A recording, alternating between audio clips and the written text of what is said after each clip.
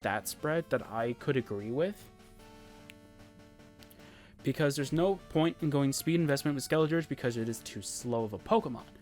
And special attack is because it is a special attacker, and the HP is because it is bulky, and if you want to use it in raids, you're not going to be losing much.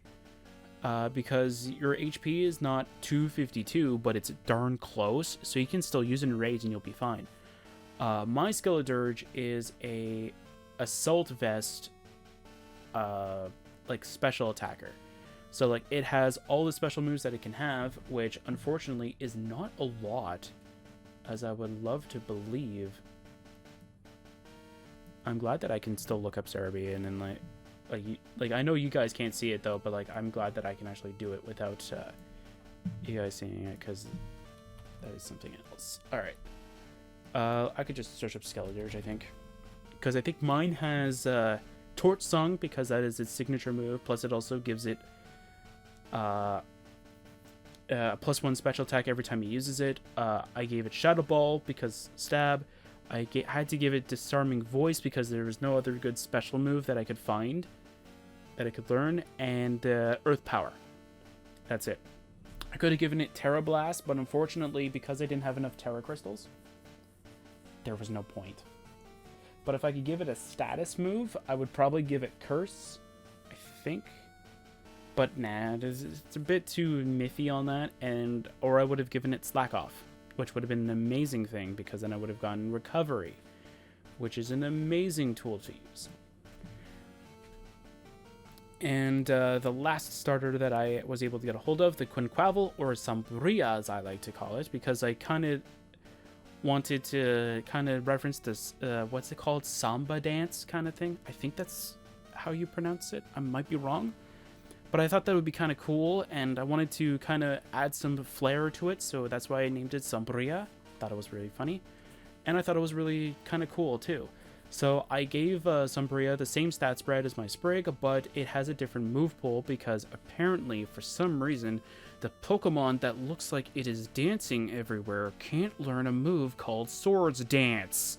Anyway, so I gave the Sombria its signature move, Aqua Step, which is a very good, high powerful physical water move that allows it to boost up its speed every time it uses it. So it's amazing. Then I also gave it, I think it was not Brick Break, but I could give it Brick Break. But I gave it, or not Brick Break, Drain Punch. I could give it Drain Punch, but I didn't. I think I gave it Brick Break instead. Then I gave it Bulk Up, which is not really what I wanted. I wanted to give it Swords Dance, so you take one turn in order to go +2 attack. But yeah, and then after that, I ended up giving it Ice Spinner. The reason why I gave it Brick Break is because you want to break through barriers. It's pretty much what you want. It might be a different move, but I'm thinking that that's exactly what I did. And the item that I gave it was Shell Bell because Recovery. Because you don't really need to worry about going +1 attack nearly as much because of its hidden ability. Moxie allows it to continuously do it. The Skeledirge also has like Unaware as its ability, but I don't really bother with that one, to be fair. Like, I know mine does have it, but I don't really think it matters that much. Xilestar, I think I've already showed off what it was. I don't really think I gotta go double check its move pool and such. But yeah, like Xilestar is like, this is its stat spread. It's got max defense, max attack, and max health. I think it's because it's got decent special defense. The only thing that I would like for its ability, and I think I gave it already, is the Purifying Salts, which allows it to be protected by I think it protects it from status, as well as there's another thing too. Let me go double check that out. Garganical. I'll just search up Garganical. Protects it from status conditions and has damage from ghost type moves. So it gains a resistance to ghost, even though it is neutral, so it just, it's fine. Because I think mine had Sturdy. And Clear Body is also pretty nice, but nah. Purifying Salts is probably way better, because you get rid of the whole status condition thing. And then Ceruledge, Captain Kidd. We all know who Captain Kidd is. Captain Kidd was our main star of the game. I ended up changing all of its EVs to be max attack, max special, not max special, max speed with a little whatever's left over in health, still keeping Bitter Blade and Shadow Claw as its main stab moves, Swords Dance to boost, and we can switch between Psycho Cut or Poison Jab. I prefer Poison Jab because then you want something to deal with pesky fairies in case they actually show up on the field. Kilowattrel or Vulture Bird. Now, I had bad experience with this bird in particular because it wasn't doing enough damage, even though I did the research and found out that it was a special attacker. Later on, when I went to the judge, I found out that it has no special attack in its IVs, and that's why it wasn't doing a lot of damage. So, in light of that, I ended up making mine pretty much be hyper trained to have it, but have the similar stats. And Kilowattrel also doesn't really have the greatest move pool, unfortunately. It only knows 3 special moves that are, well, 3 types of special moves. It's got the flying ones, which are usually not perfect in accuracy for whatever reason. They're either like 95 or 90, which is really bad. And Thunderbolt is pretty much what I gave mine. And Terra Blast is the final special move. So, yeah, not the greatest. And then the next one, which is my favorite, Tinkaton or Twinextra. I love it. I love it so much. I gave it a really nice pool. So, for Tinkaton in particular, you want it to be bulky because you want it to actually use its bulk. But for my playthrough in particular, I always liked it to attack. So I gave it the stat spread that I thought was pretty good. Giving it 4 in health, so though it has a little bit of recovery, or it has a little bit of bulk to it. 192 in attack and defense.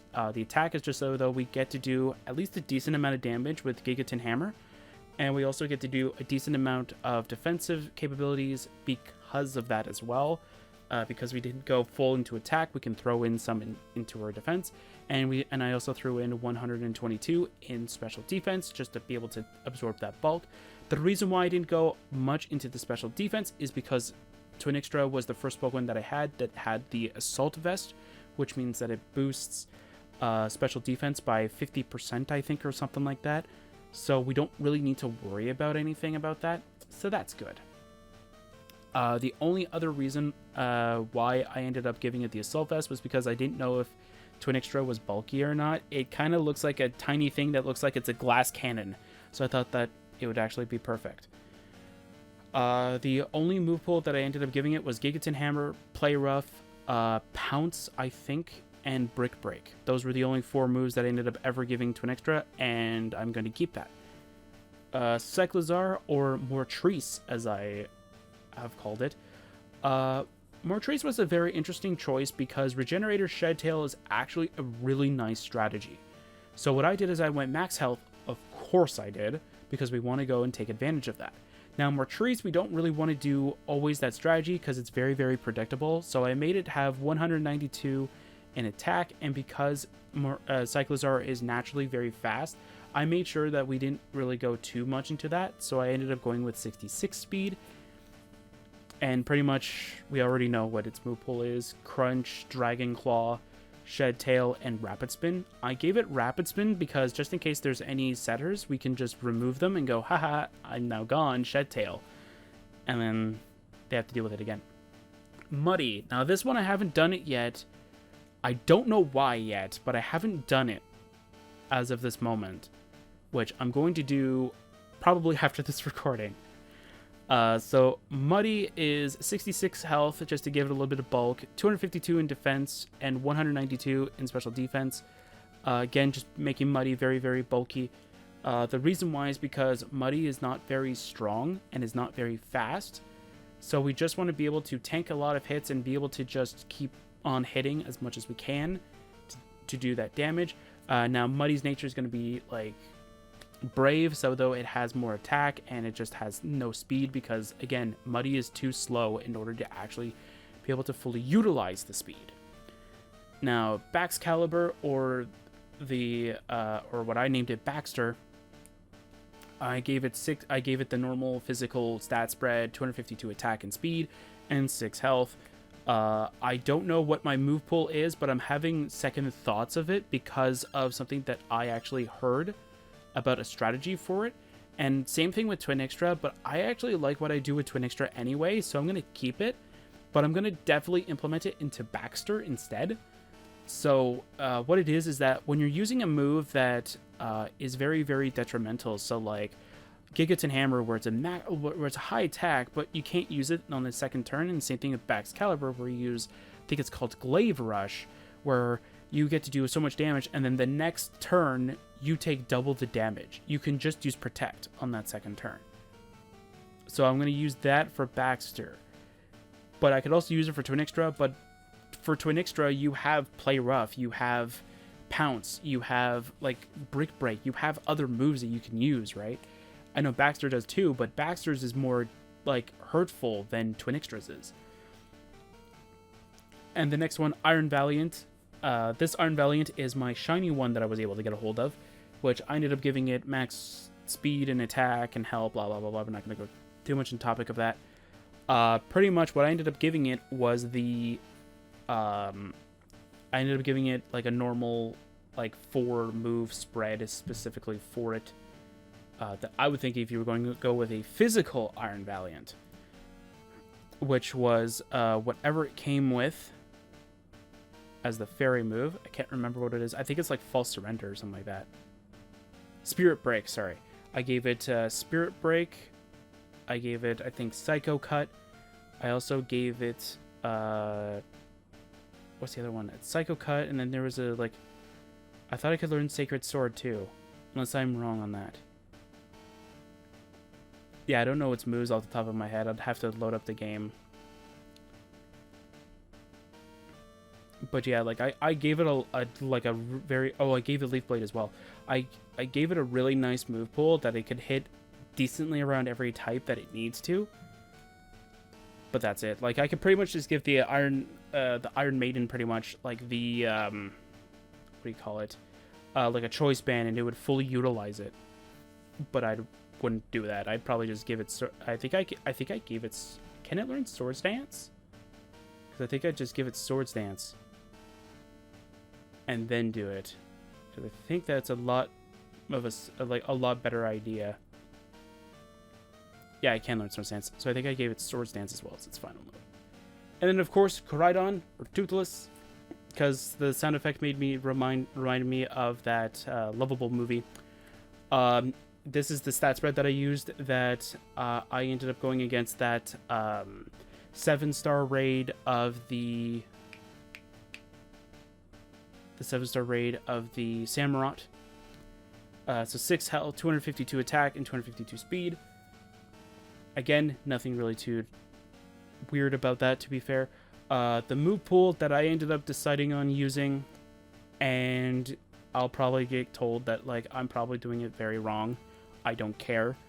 I gave a Collision Course because it is a really nice move, and if you are getting, because you are getting stab, and if you are hitting something that is weak against it, you're doing double the damage as well as double the damage, so might as well.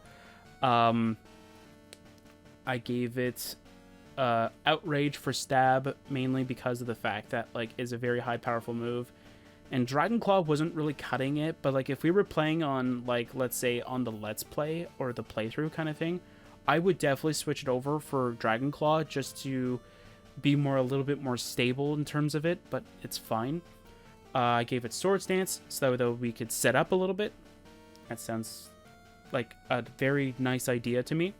Then the last move that I gave it was Flare Blitz, which the reason why is because of the way that the Koraidon works is that when it gets sent out, what it does is it generates the sun and it boosts its attack.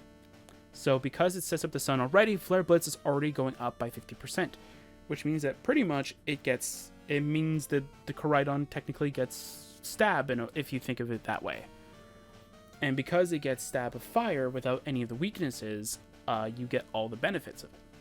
So pretty much you get to hit very hard. And if you go +2,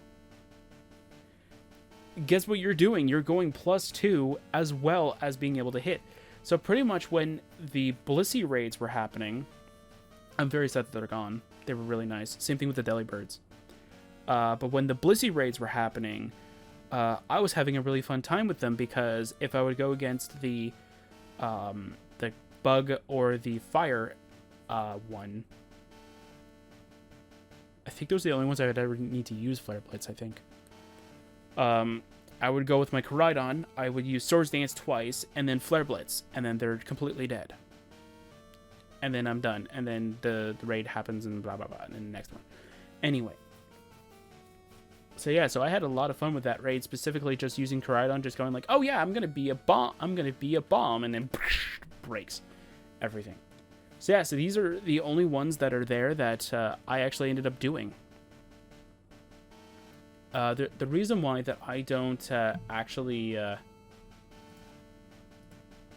that I didn't actually show these out is because I didn't know where they were, where it was, and plus, like, it's kind of figures though, like, what I would do with it.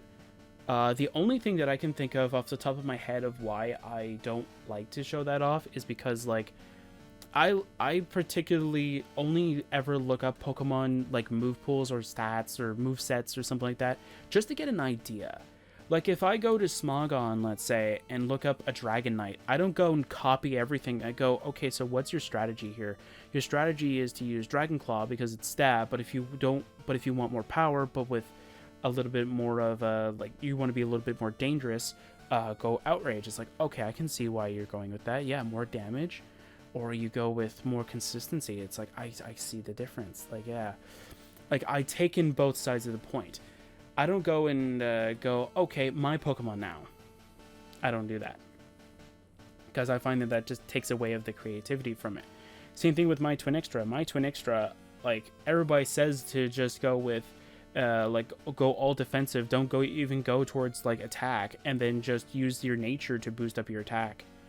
And then because Gigaton Hammer is already very strong. And it's like, but I like to use Gigaton Hammer. And I'd like to make sure that it's pretty strong, and my Twin Extra is pretty bulky. Like, practically nothing can take it out. Like, even when I went against a Dragon Blissey, like, that thing has never taken down Twin Extra, and it was using Seismic Toss all throughout, which does maximum of 75 damage, and my Twin Extra can't even recover from that. I just Gigaton Hammer, play rough, Gigaton Hammer, play rough. By the time that my, like, third Gigaton Hammer is live, I can just terrestrialize, and then I get bigger hammer. I get a hammer and an axe hat. So it's fine. All right, so I think I'm done talking about all of this stuff. So I'll see you guys in Pokemon Silver, pretty much. So yeah, so I'll see you guys next time for some more Pokemon.